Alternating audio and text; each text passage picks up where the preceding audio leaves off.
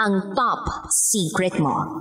About sa ex ko, iniwan niya ako sa ere dahil hindi ko binayaran yung utang niya sa sugal, sa scatter. Then ginawa kong ATM.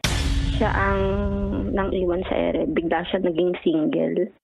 Nung sinabi kong, bobo ka ba? Bakit ako magbabayad ng utang mo sa sugal? Hindi ko nga rin po alam bakit ako na-inlove dyan eh. Kung tutuusin po, wala po siya sa standard ko.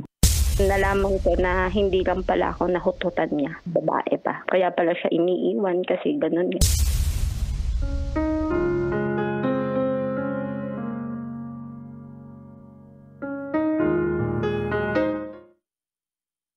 Good evening Luzon, Visayas, Mindanao, Metro at Mega Manila.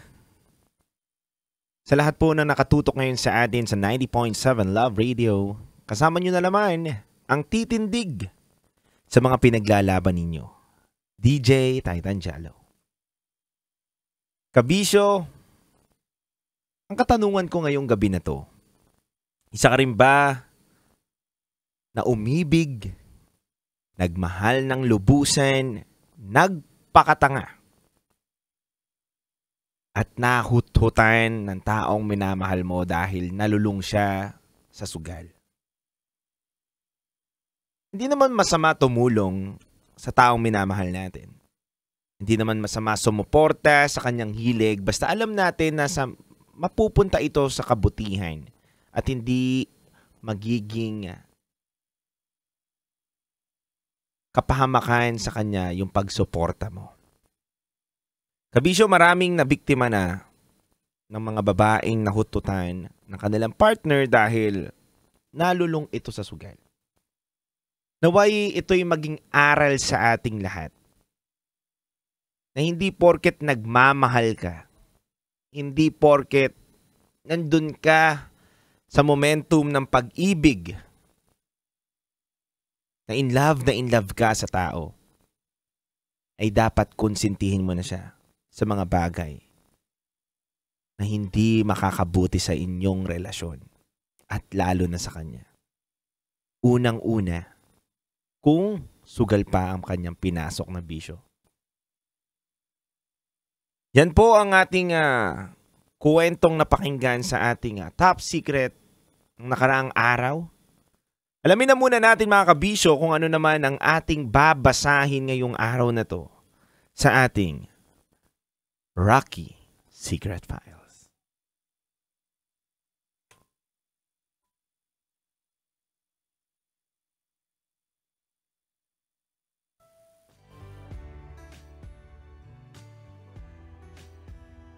Masaya akong makita ka na masaya na sa iba. Yan po ang pamagat ng ating Rocky's Secret Files ngayong gabi na to. Kabisyo, ikaw ba masaya ka na makita na masaya na yung taong minamahal mo sa iba? O hanggang ngayon, baka bitter o kampo ka pa rin? Diba? Baka hanggang ngayon, sinasabi mo pa rin na mas maganda ka doon sa pinalit sa'yo. Pero ang totoo, maganda naman talaga yung pinalit niya. Anyway, ganun pa man kabisyo, wala tayong magagawa eh. Parte to ng growth natin eh. Parte to na matuto tayo ng salitang acceptance. Masakit man isipin na pinalit tayo, na nakita natin yung taong minamahal natin na nasa iba na, at mas naging masaya siya kesa sa piling mo. Okay lang yun kabisyo. Bakit? Sabi nga daw, kapag nagmamahal daw tayo, ang totoong taong nagmamahal ay handang magparaya. At kung saan sasaya yung taong minamahal nila,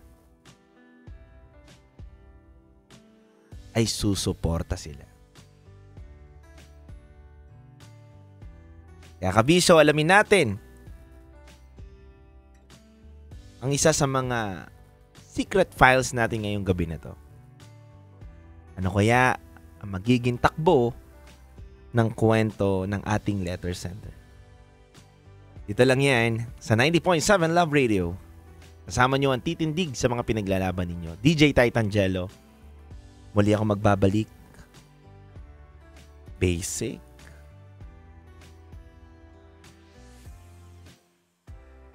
Kabahan ako, natatakot ako, gusto kong tumakbo pero hawak niya ang kamay ko. Iba't ibang babae, iba't ibang conversations. Rocky's Secret Files. Your story they never knew existed. Tinuruan niya ako kung paano maging isang mahusay na kabit.